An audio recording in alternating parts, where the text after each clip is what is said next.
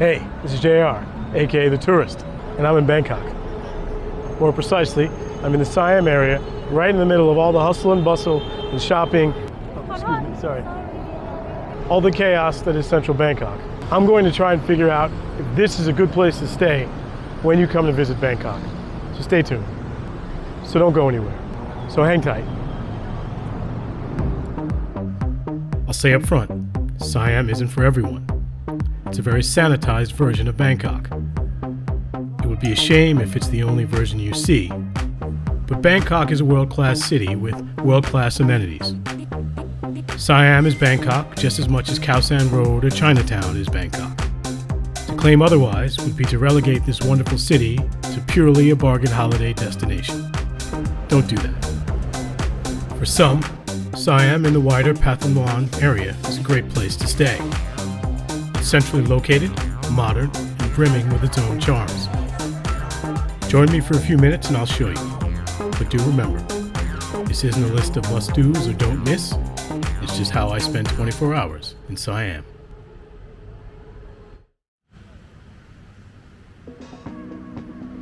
The day starts in my hotel, the Atene Bangkok.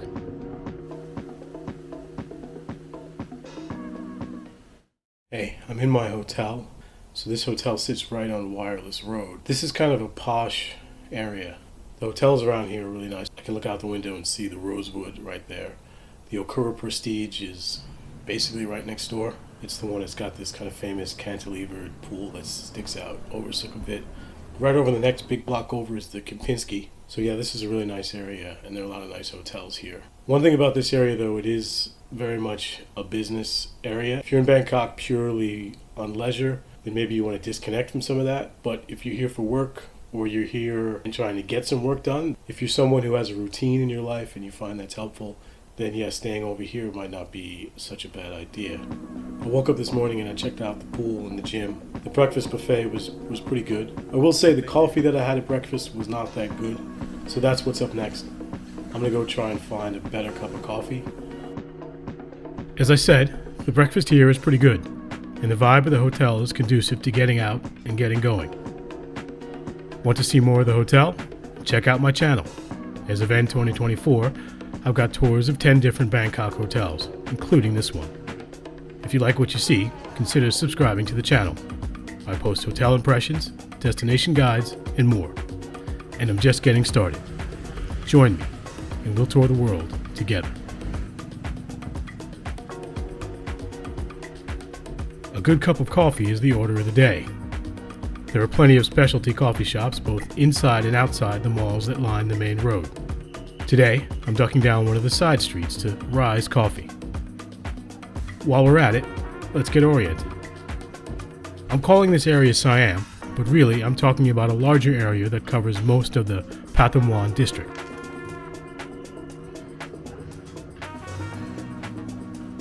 Phloenchit Road is the main east-west artery here. The BTS Sukhumvit line runs above and can take you east through Sukhumvit or north to the Chatuchak Weekend Market. At Siam Station, you can transfer to the Silom line that runs south and to the Chao Phraya River. A few stops in any direction and you can transfer to the MRT, Bangkok's subway. All of this to say that Siam is centrally located and well connected. Arguably, the three best hotels in Bangkok are over by the river, but the largest concentration of deluxe properties is here. The Okura Prestige, the Rosewood, the Park Hyatt, the Intercontinental all sit on Phloenchit Road. In the blocks running north and south, you'll find a Conrad, a Kimpton, and two Kempinskis. On Ratchadamri Road, you'll find the Erawan Shrine, which holds traditional Thai dance performances throughout the day. Right next to that is the Grand Hyatt. And further down the street is the Waldorf Astoria and the St. Regis. For those who prefer a more traditional Thai-inspired aesthetic to all the glass and steel, there's the Anantara Siam, one of my favorites.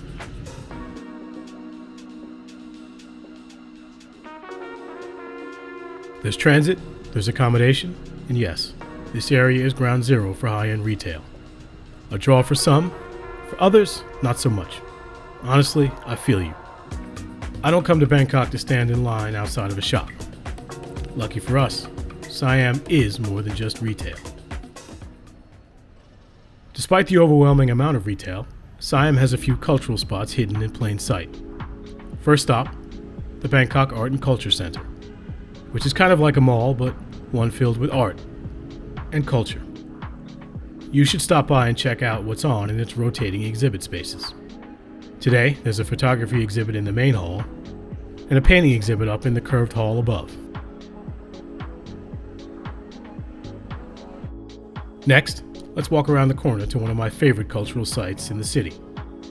Jim Thompson was an American, a Princeton-educated WASP who started out as an architect designing homes for other WASPs. At the outbreak of World War II, Thompson enlisted in the U.S. Army and ended up in the OSS, the precursor to the CIA. After assignments in North Africa and Sri Lanka, Thompson was sent to Thailand to help the resistance fight the Japanese army.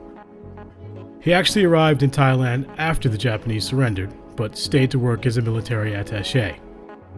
Thompson eventually went into the private sector and played a role in the development of the Thai silk industry. He built a home along the Siam Area Canal, and today that home is a museum, showcasing the art and design objects he acquired over his life. Thompson disappeared mysteriously in Malaysia in 1967, but today he lends his name to a luxury silk brand. Now that we've come full circle back to retail, let's go and check out the malls, especially since it's time for lunch and I'm hungry. Many know Thailand for its street food, but the food at the mall food courts is often just as good. Sometimes it's better. For example, I guarantee you this pad thai will be better than most street pad thais you find. Same goes for much of what's on offer here at the Siam Paragon food court. Me, I'm having one of the better pad krapows I've ever had. If you're coming to Bangkok to shop, there's better resources than me. But while we're here, we might as well have a look around. I mostly come to the malls to eat and to take advantage of the air conditioning. But there's something to be said for just enjoying the sheer scale. Where else do you find a Rolls-Royce dealership inside a shopping mall?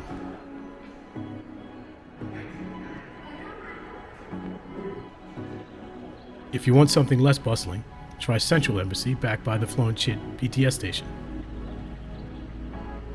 Its shops are mostly high-end, which seems to keep the crowds away. They've got a very good food court that's no more expensive than the other ones, and which I've never seen crowded.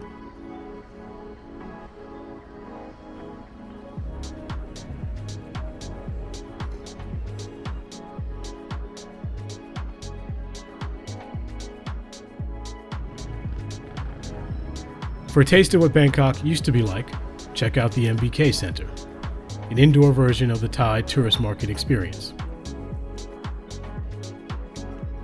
Also, up on the top floors, you'll find a gaming center that's a popular hangout for young Thais.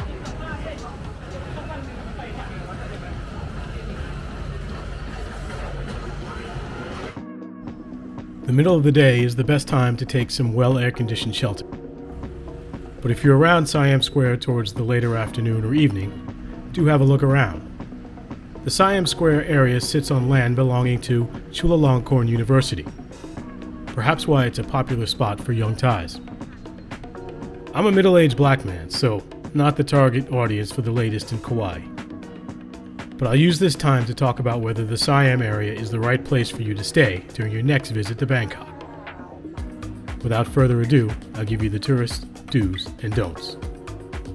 Do stay in Siam if you want to be centrally located. Do stay here if you want to take advantage of the area's deluxe hotels. One of the best things about Bangkok is the chance to stay in a true luxury property for the price of a very average room in a big European or North American city. And of course, do stay in Siam if you're here to take advantage of the world-class shopping. On the flip side, don't stay in Siam if you're looking for cheap accommodation.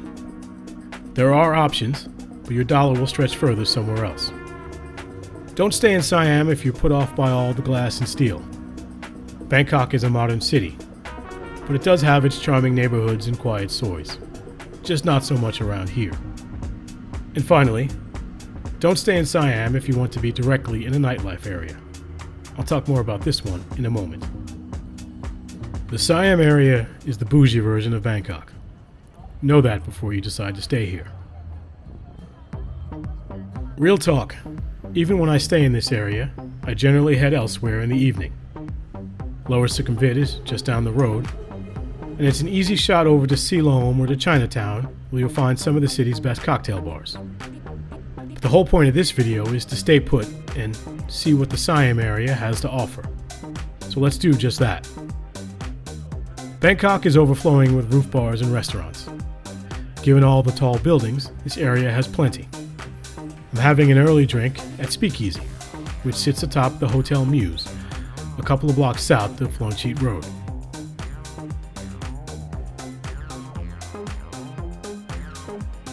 This is about a 15-minute walk from my hotel, which is convenient, because I'm headed back there for dinner. Normally, when I'm in Bangkok, breakfast is the only meal I'd eat at the hotel. But the Athénée has a restaurant that I've had my eye on for some time. So tonight, it's dinner at the House of Smooth Curry, where I'm having a delicious pork curry.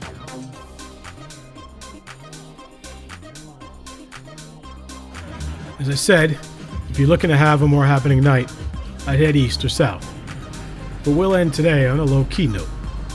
Just down Wireless Road from the Athénée is the Hotel Indigo, and up top another roof bar. This is Char, where I had a gin and tonic, listened to the DJ spin, and enjoyed the nighttime views of the Bangkok skyline. It's as good a place as any to end the video. Thanks for hanging with me until the end. Stay tuned for more.